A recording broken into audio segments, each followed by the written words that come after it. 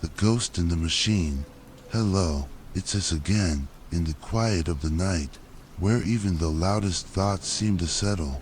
Have you ever returned to an old house, a place you used to live, or a place connected to a loved one who is no longer there? The house is empty, the furniture has been moved out, or covered in white sheets. No one is there, but when you step across the threshold, something strange happens. Your body still seems to remember. You instinctively reach for a light switch that no longer exists. You sidestep a table that was moved long ago. You walk into the kitchen and, for a moment, you can almost smell the familiar aroma of coffee. You hear the echo of laughter. Feel the weight of sorrows that once played out within these walls. The house is empty, but it is not empty at all. It's haunted, not by supernatural spirits, but by the ghosts of memory, by habits carved so deeply into the mind and body. Now, imagine this. What if the entire human brain is, in essence, just like that old house, an ancient structure, filled with rooms of memory, hallways of instinct, and the ghosts of millions of years of evolution still lurking within? Tonight, we are not going ghost hunting. We are going to do the opposite. We are going home, to the house of our own minds, to meet the ghosts that we ourselves create. One of the most frequent visitors in this house of the mind, often arriving in our most vulnerable hours, is an experience both terrifying and common. It doesn't happen when we wander through a misty cemetery, but when we are lying still in our own beds. You wake up in the middle of the night. At least, you think you're awake. Your eyes are open. You can see the ceiling, dim in the faint light filtering in from the street. You can hear, but you cannot move, not even a finger. Your body feels as if it's been cast in an invisible block of concrete. A cold panic begins to spread from your chest, and then you feel it, a weight, a presence in the room. Sometimes it's just a feeling. Sometimes it has a shape, a dark figure standing in the corner, or worse, sitting on your chest, pressing down, making it impossible to breathe. In Western folklore, it is called the old hag or night hag, a demonic entity that comes in the night to crush the life out of its victims. This image has haunted us for centuries. It was depicted in the famous painting The Nightmare by Henry Fuseli in 1781, and more recently, it has become a core terror in the Netflix series The Haunting of Hill House, and the frightening documentary titled The Nightmare. But science has another name for it, sleep paralysis, and the explanation, while not supernatural, is no less fascinating. When we dream, particularly during the REM stage of sleep, the brain releases a mechanism called REM atonia. Essentially, it paralyzes your muscles to prevent you from acting out your dreams. Imagine if you dreamt you were running from a monster and your body actually ran. You would quickly get injured. It's a wonderful protective mechanism of this house of the mind, but sometimes the system glitches. Your brain awakens, but the switch to turn off paralysis mode gets stuck. For a few seconds, or sometimes a few minutes, you are trapped in a strange state, a conscious mind in a body that is still asleep. The panic comes from this contradiction. You are ordering your body to move, but nothing happens. Your brain's fear center, the amygdala, begins to scream in silence. It senses a mortal threat, and your brain, in its extreme panic, does what it does best. It makes up a story to explain the feeling of helplessness and terror. It creates a figure, a ghost, an old hag, to blame for this condition. That ghost, in reality, is a byproduct of a temporary system error, a ghost born from our own biology. But the house of the mind doesn't always need the chaos of sleep to create ghosts. Sometimes, it does so in broad daylight, on its very walls. Have you ever looked at the mottled patterns on an old wall and seen a face staring back at you? Or looked at the wood grain on a door and seen a strange figure? If so, You have experienced a phenomenon called pareidolia. It is a psychological tendency, a predisposition of the brain to recognize patterns, especially faces, in random data. This is not a flaw, but one of the most important interior design skills of the house of the mind. For our ancestors on the African savanna, recognizing the face hidden in the bushes could be the difference between life and death. It's better to mistake a rock for a leopard than to mistake a leopard for a rock. Our brain evolved to be a hypersensitive face-detecting machine, a machine that operates on the principle of better safe than sorry. And the legacy of that evolution is still intact within us today.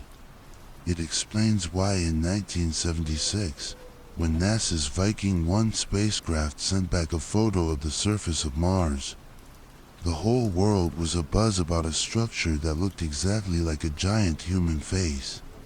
The face on Mars became an icon, sparking countless theories about a lost civilization. It wasn't until many years later, when higher resolution photos were taken, that we saw it was just a mesa, randomly eroded. But for a moment, we wanted to believe. This tendency goes even further. In America, there are countless stories of people seeing images of the Virgin Mary or Jesus on the most mundane objects, a piece of toast, a water stain on a wall, or even a grilled cheese sandwich. One such sandwich was even sold on eBay for $28,000 in 2004. These places sometimes become unofficial pilgrimage sites, and of course, this phenomenon is the foundation for almost all so-called ghost evidence in photography. Have you ever watched ghost hunting shows and seen them point out orbs? These are usually dust particles, insects, or moisture droplets illuminated by the camera's flash out of the focal plane, but our brain, eager to find a pattern, interprets them as spiritual entities. Those dim shadows at the edge of the photo, they might just be a trick of light and shadow, but our brain, a superior human figure detecting machine, connects the dots and creates a silhouette. We don't take pictures of ghosts, we take pictures of randomness, and then our brain turns it into a ghost. Sometimes, the ghost isn't what you see on the wall, it's what you feel in the air of the house. That unexplainable chill down your spine when you walk into a room. The feeling that someone is watching you, even though you know for sure no one is there. A sense of unease, a vague fear that creeps into your mind. We often call this bad energy or a presence, but there might be another explanation, one that comes from the pipes and foundation of the house itself. In the late 1990s, a British engineer named Vic Tandy was working in a medical laboratory that his colleagues rumored to be haunted. People frequently reported feelings of depression, coldness, and a strange presence. One night, while working late, Vic Tandy began to feel extremely anxious and cold. Then, out of the corner of his eye, he saw a gray figure drifting toward him. He turned in terror, but there was nothing there. As a scientist, instead of running away, he started looking for a rational explanation. The next day, while preparing for a fencing competition, he clamped his sword in a vise.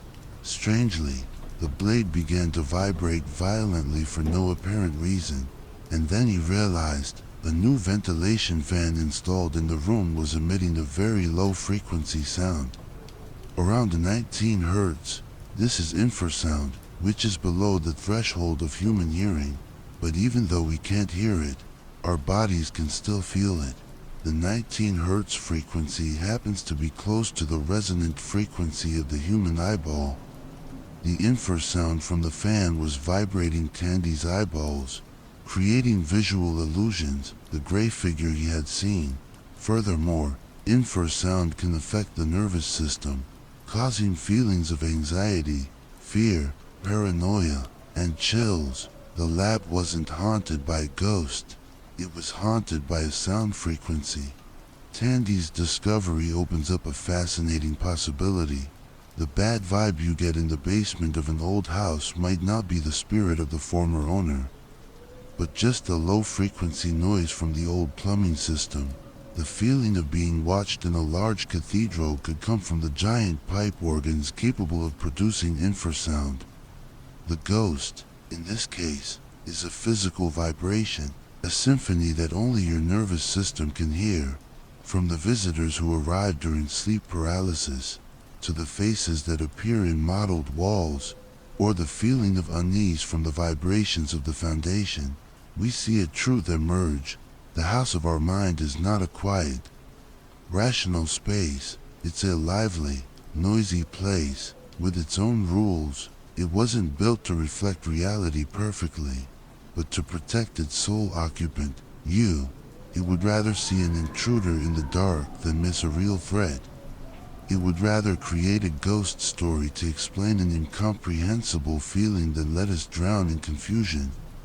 The ghosts born from the brain are, perhaps, the faithful guardians of this house of the mind.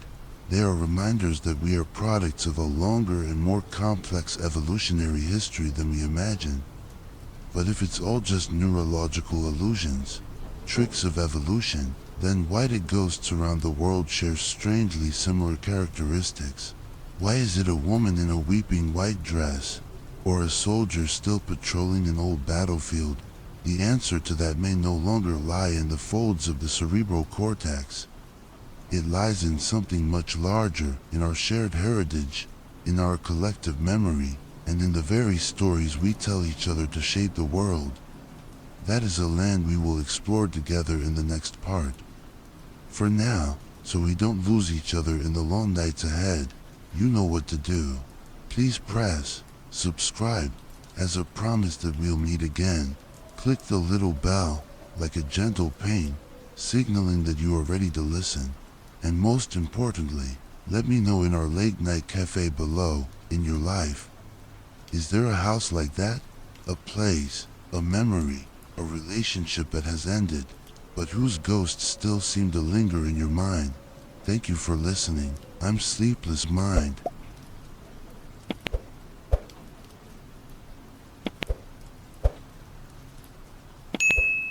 The legacy of fear. In the last part, we toured the house of our own minds and met the ghosts born from system errors, from ancient survival instincts. A neat, logical explanation, but the story isn't that simple. Because if ghosts are just random brain glitches, why do they follow such specific rules? Why does the ghost of a Civil War soldier only haunt the Gettysburg battlefield, and not a shopping mall in Florida? Why does the story of the lady in white weeping by the roadside appear in so many places? From New York to California, it seems there is a common script, a collective memory that we all, unconsciously, are participating in. If the brain is a house, then culture is the blueprint, the invisible zoning plan that determines the shape of millions of similar houses.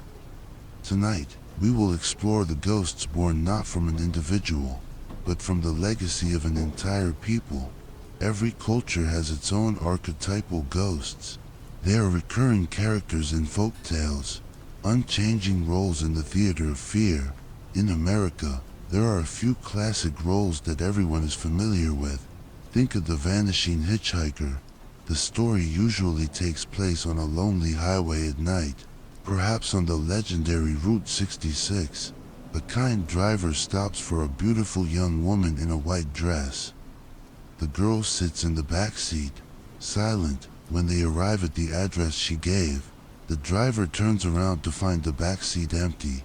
Confused, he knocks on the door of the house and is told by an elderly couple that the girl was their daughter, who died in a car accident on that very stretch of road many years ago. This story, with its countless variations, is not just a scary tale. It is an encoded moral lesson. It warns of the dangers of lonely roads. It speaks to the pain of sudden loss. It touches on the vast loneliness of American highways.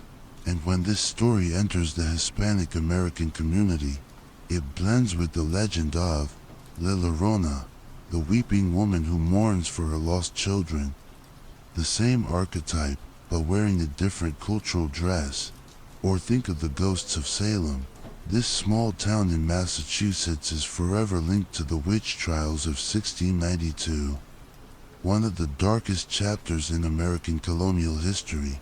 Religious fanaticism and mass hysteria led to dozens of people being wrongly convicted and hanged.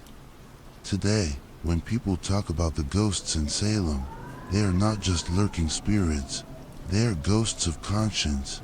They are permanent reminders of the dangers of blind accusation and cruelty in the name of faith. And perhaps the most haunting archetype in American pop culture is the house built on a Native American burial ground. From the Overlook Hotel in Stephen King's The Shining to the house in the movie Poltergeist, this motif appears everywhere. On the surface, it's a horror element, but deep down, it is an expression of national guilt.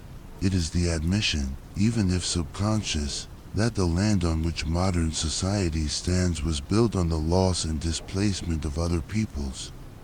The haunting does not come from vengeful spirits. The haunting comes from the land itself, which seems to be remembering a historical injustice.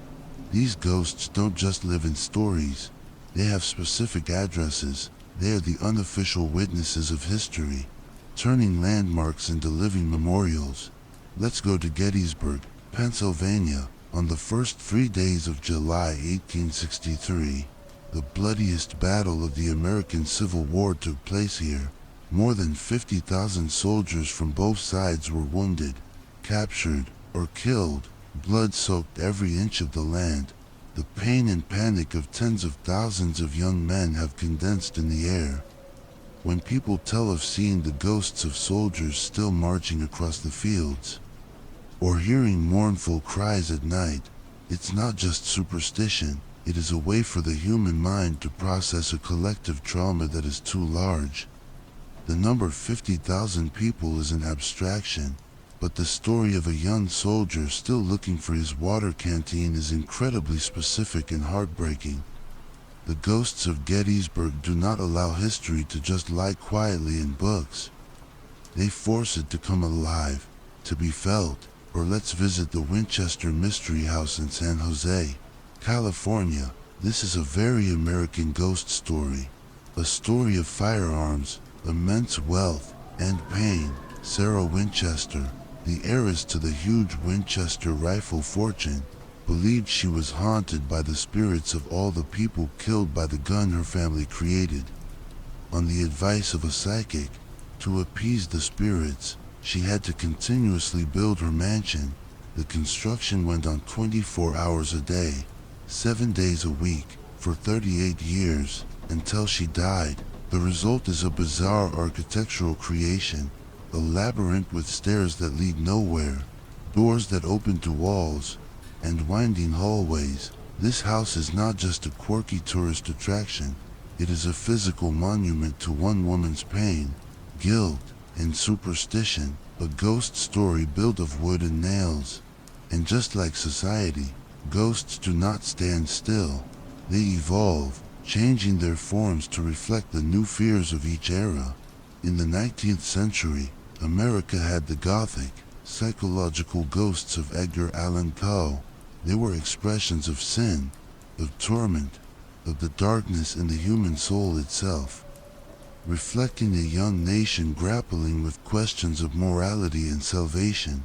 By the mid-20th century, the era of black and white TV, America had the philosophical and ironic ghosts of the series. The Twilight Zone, ghosts were no longer just spirits, they were metaphors for Cold War paranoia, the fear of nuclear weapons, and a critique of conformity in the suburbs. By the late 20th century, when the handheld camcorder became common, a new kind of ghost was born, the found footage ghost of the Blair Witch Project. The fear was no longer just in seeing the ghost, it was in the terrifying authenticity of the tape that recorded the ghost. It reflects a media-obsessed society, where the question what is real becomes more important than ever. And today, In the 21st century, we have the ghosts of elevated horror from studios like A24. In films like Hereditary or The Witch, the ghost is no longer an external entity attacking a happy family. The ghost is a legacy. It is pain, mental illness, and historical oppression passed down from one generation to the next. The monster is not outside the door. It is in our blood. It reflects a modern understanding of intergenerational trauma. Ghosts, it turns out, are the most dedicated historians and sociologists. They are mirrors reflecting our changing moral codes, historical traumas, and evolving anxieties. They are a form of cultural memory, a way for a society to talk about things it cannot easily discuss directly. Guilt, injustice, and pain. They are whispers from the past, warning us about the future. We have seen the ghost in the brain, a product of biology, and we have just seen the ghost in the culture, a legacy of history. But perhaps the most haunting, most persistent type of ghost is not the story of a nation, but the story of a heart. It is not the ghost of a stranger, but the ghost of someone we once loved. That is another room in our house of the mind, a room we will enter in the next part. Before we continue, I want to hear from you in our late night cafe. In the city or state where you live, is there an urban legend or a ghost story that everyone knows? What does that story say about the history or character of the place you live? Please share, and don't forget to let me know where you're listening from.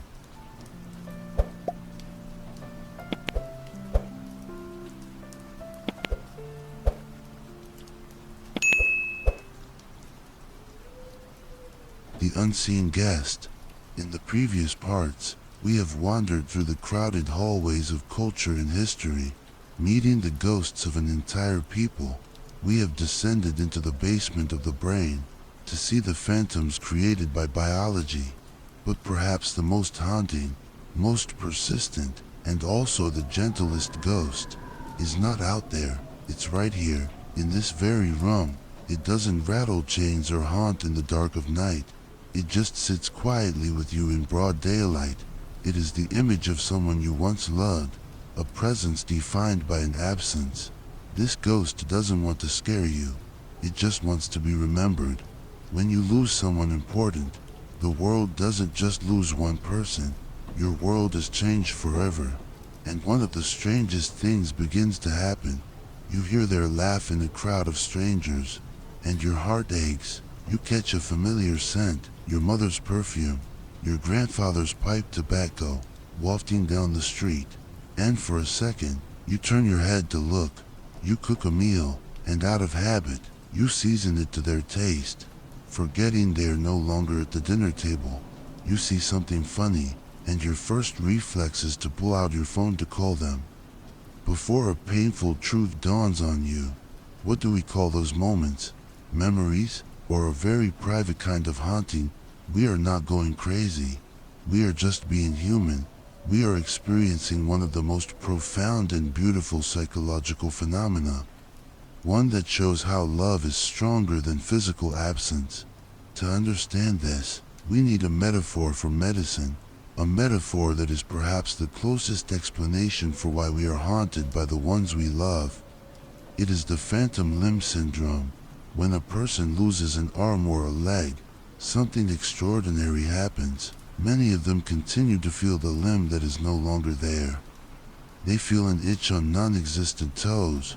They feel pain in a hand that has been amputated. Why is that? The answer lies in the brain.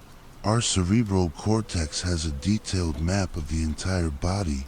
Every part of the body has a corresponding area on this map.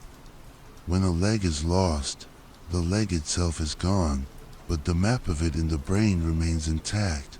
The neurons that once connected to that leg are still there, still active, still capable of firing signals. And the brain, upon receiving these signals without a response from reality, interprets it in the only way it knows how. It creates the sensation of a leg that is still there. The brain is remembering the leg into existence. Our hearts and minds also have such a map not of body parts, but of the people we love. Every important relationship with parents, spouses, best friends, children occupies a vast territory on that map of the soul. The trails of memory, the connections of attachment, the daily habits have carved their presence into our very neural structure. When a person passes away, they leave a void on that map, but the neurons, the trails of love, are still there. They continue to fire signals, and that is when we feel them. The laugh we hear, the scent we smell, the familiar feeling that they are right nearby. Those are the phantom pains, the phantom itches of the heart. It is our brain trying to fill the void, remembering them into existence. This ghost, it turns out, is not a spirit from the other side. It is the indelible imprint of love carved into our very biology. And because we cannot erase these ghosts, we learn to live with them, unconsciously or intentionally. We create rituals, beautiful actions to give those ghosts a place, to turn the haunting of pain into the presence of love. In America, you will see this everywhere, in small and quiet actions. Have you ever heard of finding dimes from heaven? There is a common belief that when you randomly find a dime in an unexpected place, it's a sign from a deceased loved one, letting you know they are okay and are still watching over you. Or the image of a bright red cardinal suddenly landing on your windowsill right after you were thinking about your grandmother. Science would call it a coincidence, the phenomenon of pareidolia we talked about in part 1, the brain looking for patterns and randomness. And perhaps that is true, but its purpose has changed. The brain is no longer looking for a tiger in the bushes. It is looking for comfort. It is looking for a sign that the connection is still there. And in that search, it turns a random event into a small miracle. We do even more than that. We visit a grave, not just to lay flowers, but to talk, to tell them about our week, about our successes and struggles. We keep their room untouched for months, for years, as if they had just stepped out for a moment. We cook their favorite meal on their birthday. We tell funny stories about them, stories we have told 100 times. I have a friend whose father was a huge fan of the Chicago Bears football team. He passed away many years ago, but every Sunday in the fall, my friend still turns on the TV to watch the Bears game, and places a can of beer on the empty chair beside him. The chair his father used to sit in. He says, "I know it sounds crazy, but I feel like he's still watching with me." That's not crazy. That's love. That's a ritual. It's a way of saying, I still remember. You are still a part of my life. We don't chase these ghosts away. We invite them into our homes, make them a cup of tea, and tell them about our day. We turn the haunting of pain into the companionship of memory. Perhaps the truest ghosts do not come from the other side. They come from the deepest part of our hearts, created by a love so great that it refuses to be erased by death. But this raises a deeper question, one that touches on both physics and philosophy. Why do we have such an intense need to believe that something remains? That the energy of love, of consciousness, is never truly lost, but only changes from one form to another? That is a question that will lead us out of this warm house of the mind, to look up at the starry sky of the universe. We will search for the answer together in the next part. While you ponder that, I want to ask you something more personal. If you feel comfortable sharing, is there a loving ghost that you always keep with you? A song, a scent, or a small habit that reminds you of them and makes you feel as if they are still right here? Leave your whisper below, in our warm space. Thank you for sharing this space with me.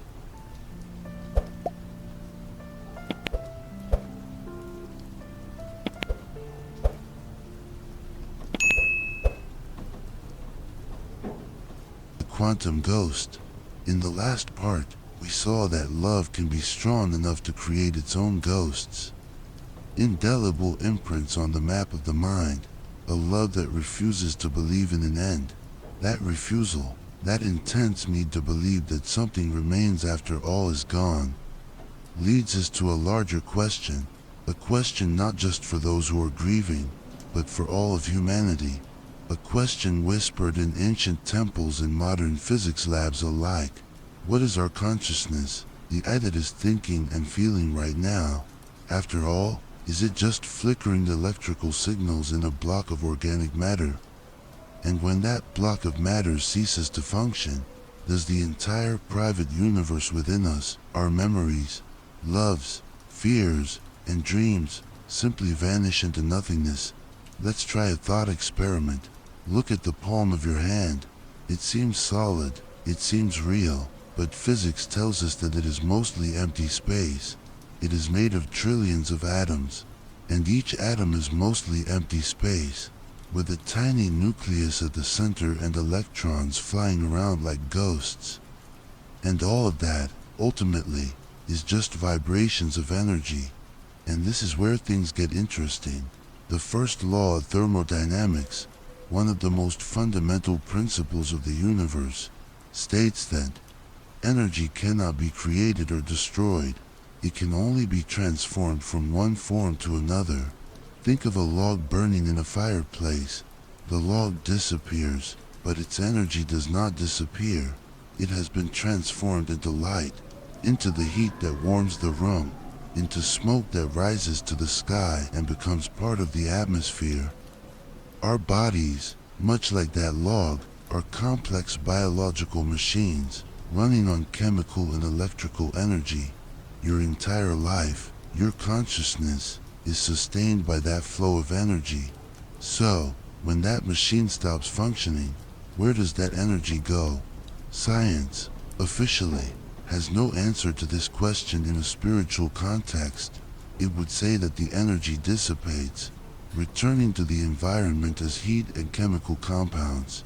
An accurate answer, but perhaps not a completely satisfying one. But it is this very silence from science that allows our imagination the space to soar. It allows us to ask a philosophical question. Could a tiny fraction of that conscious energy, the energy that made you, continue to exist in a form we cannot yet measure? The great American astronomer, Carl Sagan, once famously said, "We are made of star stuff. The carbon, nitrogen, and oxygen atoms in our bodies were created in the hearts of stars that died billions of years ago. After we die, those atoms will return to the earth, to the air, and one day may become part of a leaf, a bird, or another human being." That is a form of scientific immortality, a cosmic rebirth. It says nothing about the soul or consciousness, but it suggests that we are an inseparable part of an eternal, cyclical universe, that nothing ever truly disappears. And the universe is much stranger than that. The deeper we delve into the quantum world, the more we see how fragile our perceived reality is. Physicists talk about the phenomenon of quantum entanglement, what Einstein called spooky action at a distance, where two particles can be instantaneously connected, even if they are billions of light years apart. They talk about the possibility of other dimensions that we cannot perceive.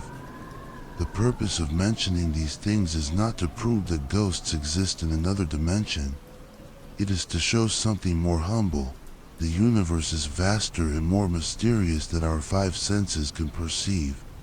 Our reality might just be a very thin slice of a giant, multi-dimensional loaf of bread, and in the parts that we cannot see, is there room for other possibilities? If physics opens a door to mystery, then philosophy has been standing before that door for thousands of years. The biggest problem that philosophers and neuroscientists are still grappling with is called the hard problem of consciousness. The easy problem is understanding how the brain works, which neuron connects to which neuron, which chemical is released. We are doing very well with that. But the hard problem is, why do all those electrochemical activities create subjective experience? Why do you feel the color red, Taste the sweetness of a strawberry. Experience love. Why aren't we just extremely complex biological robots, processing information perfectly without any inner world at all? No one has the answer, and it is in this not knowing that the ghost story finds its firmest footing.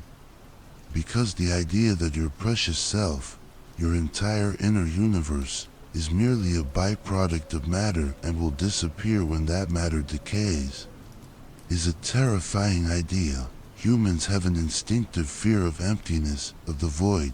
We call it horror vacui, and the ghost story, from this perspective, is a beautiful and powerful defense mechanism against that void. It is an assertion, a rebellion. It says, no, my consciousness is not just chemicals. My love is not just electrical signals. My story has meaning, and that meaning must endure, must transcend physical death. To believe in ghosts, in a way, is not to believe in flying white sheets. It is to bet on meaning. It is a gamble that the universe is not a cold and senseless place, that the story of every human being leaves an echo, however small, from the laws of physics to the questions of philosophy.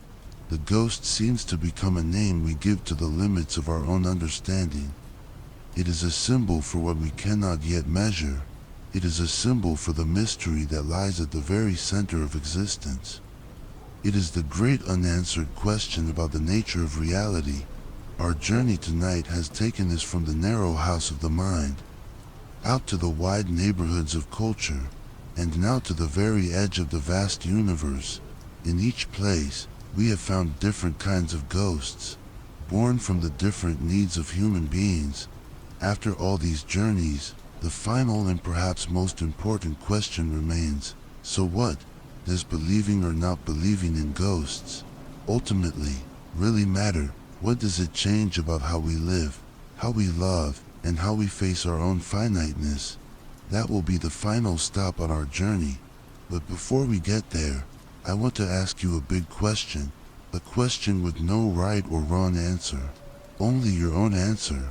What do you think your consciousness is? Is it purely a product of the brain, or do you feel it is something more? Take a moment with that question. No need to answer right away. No need to comment if you don't want to. Just stay with it for a while. Thank you for asking the big questions with me in the quiet of the night.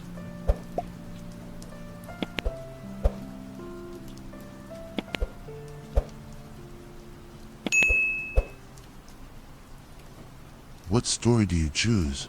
After a long journey, from the corners of the brain to the edge of the universe, the question, do you believe in ghosts, seems to have become less important. The more worthy question is perhaps, what does our obsession with ghosts, as human beings, say about our own nature? We began in the private rooms of the mind, where ghosts are born from system errors and survival instincts. They are faithful guardians, always wary of dangers in the dark. Then we stepped out into the neighborhood of culture, and saw that ghosts are legacies, moral lessons encoded in stories, the scars that history leaves on the land we live on. We visited the warmest place, the heart, and realized the gentlest ghosts are love that refuses to be forgotten, the indelible imprints of those who have departed. And finally, we looked up at the universe, and saw that the ghost is a grand question about the nature of reality, the name we give to the limits of our understanding.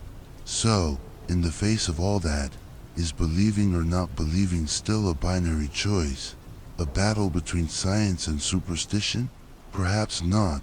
It's like asking if you believe in beauty. You cannot prove beauty with a mathematical equation. You can explain a sunset with the physics of light scattering, by how particles in the atmosphere interact with the light spectrum. But that explanation, however accurate, can never capture the sense of awe, the peace you feel when standing before it. The scientific explanation does not diminish the beauty of the sunset. It is simply another language to describe the same phenomenon. And perhaps, it is the same with ghosts. You can know that the noise in the attic is the house settling, but still allow yourself to feel a mysterious shiver. You can know that the cardinal landing on the windowsill is just a random act of nature, but still choose to see it as a greeting from a departed grandmother. We, as human beings, have a wonderful ability to live in multiple worlds at once. We can embrace the rational explanation of science, and at the same time, embrace the meaningful interpretation of the heart. One does not have to negate the other. Perhaps the word ghost is just an empty box, a convenient name we use to contain all the feelings, the experiences that lie on the edge of understanding, on the boundary of language. It is a metaphor for the past that is never truly past. It is a metaphor for the power of memory. It is a metaphor for the pain of unresolved loss. It is a metaphor for the hope of connection beyond death. And it is a metaphor for our own humility before a universe so vast and mysterious. Perhaps we need ghosts. We need a word for those lingering feelings. We need stories to fill the gaps that logic cannot reach. And that brings us back to ourselves, to a very private choice. Perhaps ghosts do not exist out there, in haunted houses or under ancient trees. Perhaps they exist right in the stories we tell, and we need those stories to understand the world, to connect with the past, and to soothe our fear of the future. So tonight, when you hear a strange noise, you can choose to laugh at the trickery of your brain, or you can also choose to smile and whisper, "Hello there." The story you choose to believe in is entirely up to you. Thank you for losing sleep with me throughout this long journey. Thank you for listening, for sharing, and for pondering together in our late night cafe. I wish you beautiful dreams, and more importantly, meaningful stories to live with.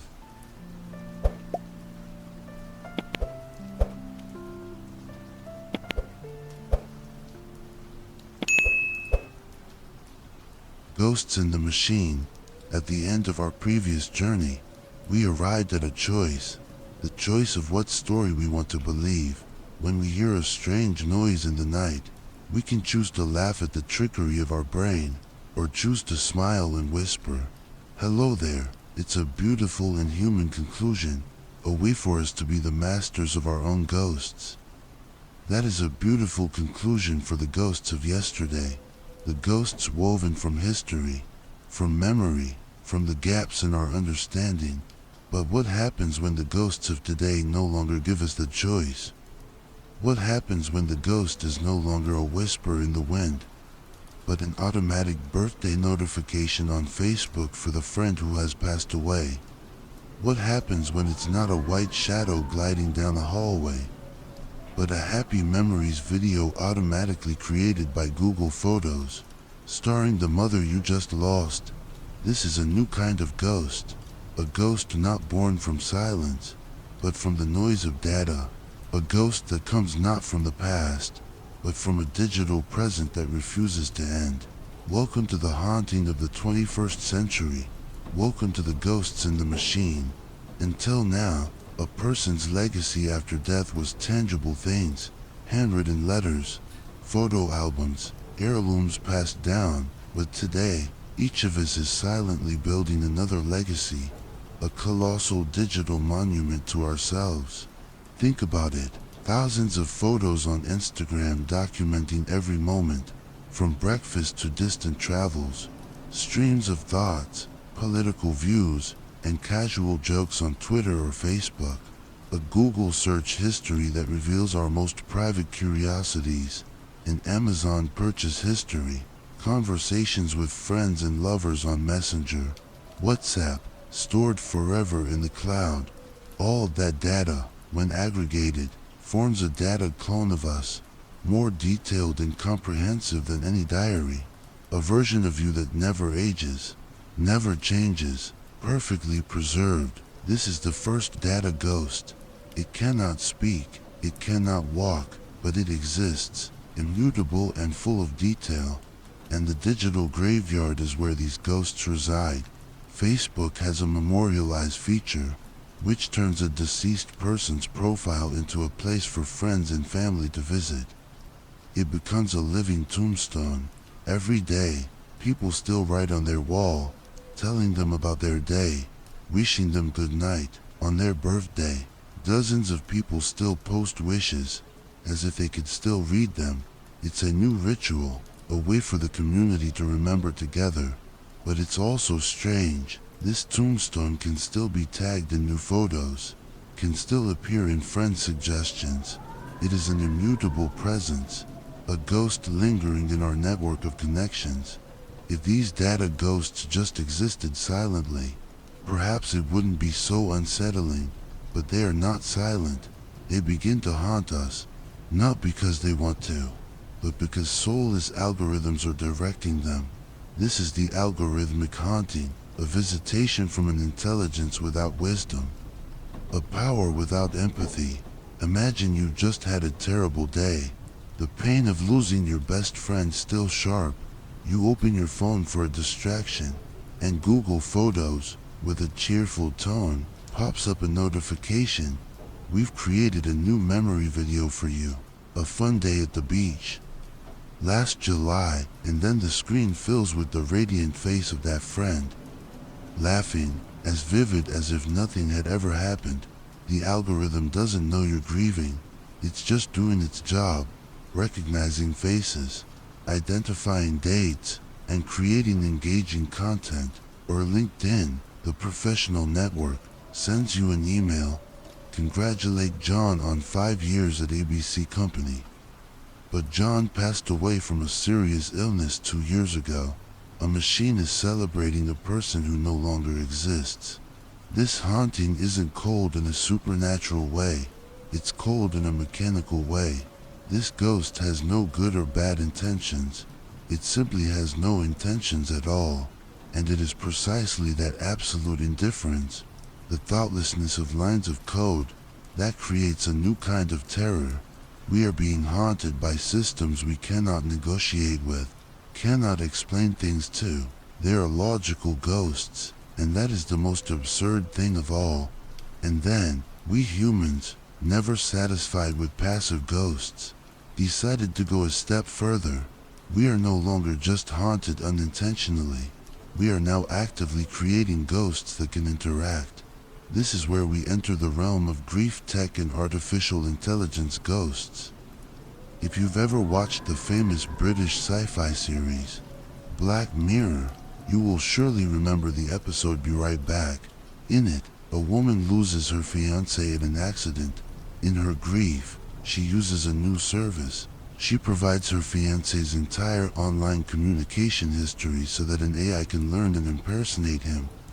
At first, she just texts with the chatbot, then she talks to a voice version, and finally, she orders an artificial human body in her fiancé's likeness. With that AI as its brain, she got her husband back. But was it really him? What was once science fiction is now becoming reality. There are companies like Storyfile or Hereafter AI that are developing similar technologies. They record hours of interviews with a person while they are alive, then use AI to create a video clone that can answer questions from their descendants later. You can ask your grandmother about her childhood, and she will answer you on screen, with her exact voice and gestures. This idea is both strangely fascinating and deeply unsettling. It raises core questions about human nature and how we deal with loss. Is this a useful therapeutic tool to find peace, or a dangerous crutch that keeps us from ever truly moving on? Does talking to a clone help us process grief, or does it only plunge us deeper into a world of denial? And when you talk to such a chatbot, are you truly connecting with them? Or are you just talking to a sophisticated echo chamber of your own memories and desires? That AI has no real memories. It is just recombining the data you fed it. The biggest question is, who owns this digital soul? Your children, or the tech corporation that created it? What happens if that company goes bankrupt, or changes its terms of service? What if your loved one's AI clone starts being used to advertise products? The grieving process, until now, has always included learning to let go.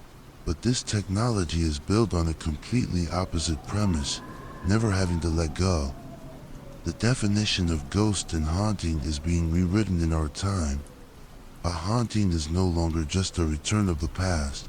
It is a digital present that refuses to become the past, and a future where our copies may outlive us.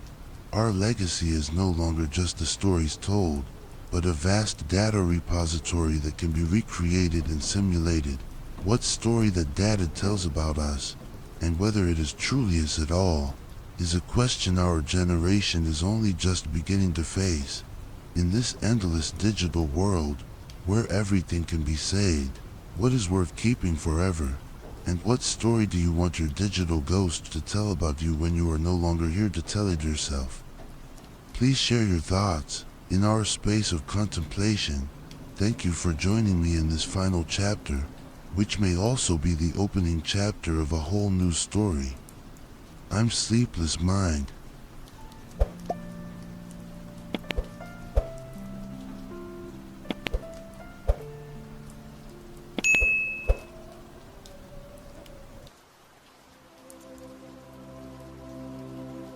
Some stories end with a lesson, others end with a blessing.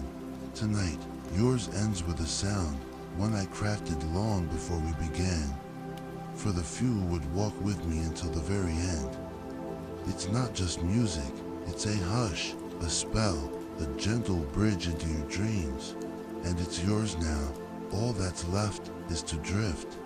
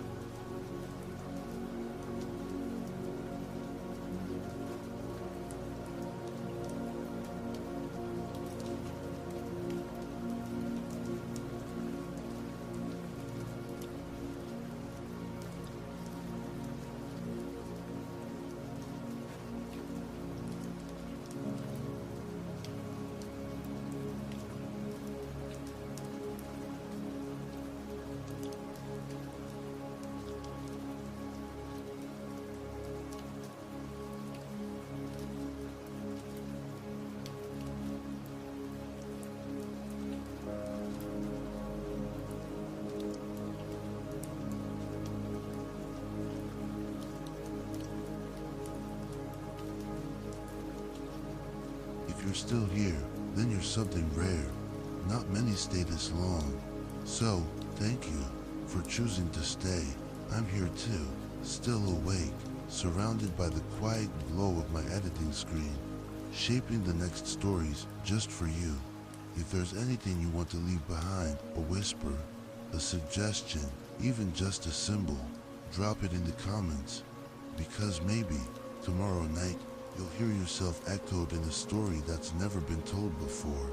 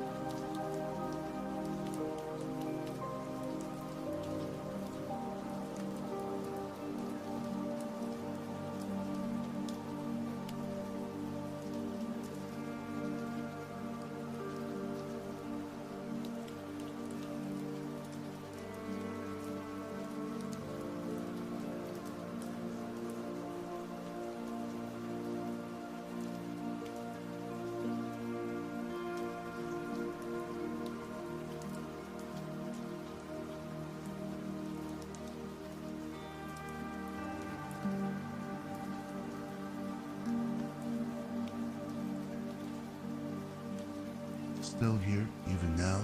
I have a feeling part of you is still wandering somewhere between wakefulness and dreaming. I know that feeling well because I'm still awake with you. In a quiet room, I'm gently laying out layers of sound, each breath, each beat, preparing the next journey we'll take together. If you're still listening, leave me a sign. Let me know how you're feeling or just where you are in this vast world. Because right now, in this stillness, you are not alone.